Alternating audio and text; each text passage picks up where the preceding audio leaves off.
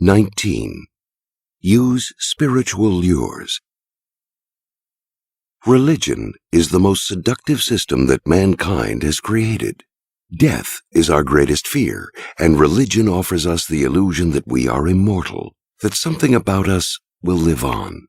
The idea that we are an infinitesimal part of a vast and indifferent universe is terrifying. Religion humanizes this universe, makes us feel important and loved. We are not animals governed by uncontrollable drives, animals that die for no apparent reason, but creatures made in the image of a supreme being. We too can be sublime, rational, and good. Anything that feeds a desire or a wished-for illusion is seductive, and nothing can match religion in this arena. Pleasure is the bait that you use to lure a person into your web. But no matter how clever a seducer you are, in the back of your target's mind, they are aware of the end game, the physical conclusion toward which you are heading. You may think your target is unrepressed and hungry for pleasure, but almost all of us are plagued by an underlying unease with our animal nature. Unless you deal with this unease, your seduction will be superficial and temporary. Instead, try to capture your target's soul, to build the foundation of a deep and lasting seduction.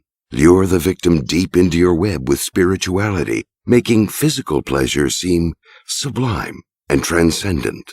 Spirituality will disguise your manipulations, suggesting that your relationship is timeless and creating a space for ecstasy in the victim's mind. Remember that seduction is a mental process, and nothing is more mentally intoxicating than religion, spirituality, and the occult. Affect a spiritual air by displaying a discontent with the banalities of life. It's not money or sex or success that moves you.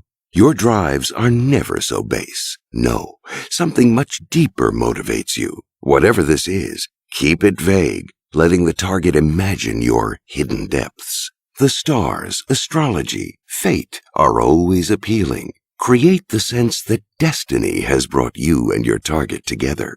That will make your seduction feel more natural. In a world where too much is controlled and manufactured, the sense that fate, necessity, or some higher power is guiding your relationship is doubly seductive. If you want to weave religious motifs into your seduction, it is always best to choose some distant, exotic religion with a slightly pagan air. It is easy to move from pagan spirituality to pagan earthiness. Timing counts. Once you have stirred your target's souls, move quickly to the physical, making sexuality seem merely an extension of the spiritual vibrations you are experiencing. In other words, employ the spiritual strategy as close to the time for your bold move as possible. The spiritual is not exclusively the religious or the occult. It's anything that will add a sublime, timeless quality to your seduction. In the modern world, culture and art have in some ways taken the place of religion. There are two ways to use art in your seduction. First, create it yourself, in the target's honor. Even if your love is a passing fancy, by capturing it in a work of art, you give it a seductive illusion of eternity. The second way to use art is to make it ennoble the affair, giving your seduction an elevated edge. The play, movie, or book can be contemporary, even a little raw, as long as it contains a noble message and is tied to some just cause. Even a political movement can be spiritually uplifting. Remember to tailor your spiritual lures to the target. If the target is earthy and cynical, paganism or art will be more productive than the occult or religious piety. The Russian mystic Rasputin was revered for his saintliness and his healing powers. Women in particular were fascinated with Rasputin and would visit him in his St. Petersburg apartment for spiritual guidance. He would talk to them of the simple goodness of the Russian peasantry, God's forgiveness, and other lofty matters. But after a few minutes of this, he would inject a comment or two that were of a much different nature. Something about the woman's beauty, her lips that were so inviting, the desires she could inspire in a man. He would talk of different kinds of love. Love of God, love between friends, love between a man and a woman, but mix them all up as if they were one.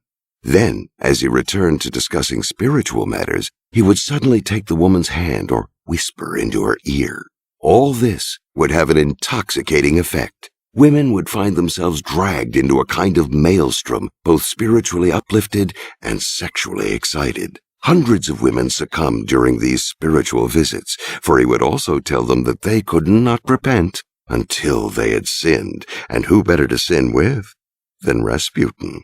Rasputin understood the intimate connection between the sexual and the spiritual. Spirituality, the love of God, is a sublimated version of sexual love. The language of the religious mystics of the Middle Ages is full of erotic images. The contemplation of God and of the sublime can offer a kind of mental orgasm. There is no more seductive brew than the combination of the spiritual and the sexual, the high and the low. When you talk of spiritual matters, then, let your looks and physical presence hint of sexuality at the same time. Make the harmony of the universe and union with God seem to confuse with the physical harmony and the union between two people. If you can make the end game of your seduction appear as a spiritual experience, you will heighten the physical pleasure and create a seduction with a deep and lasting effect.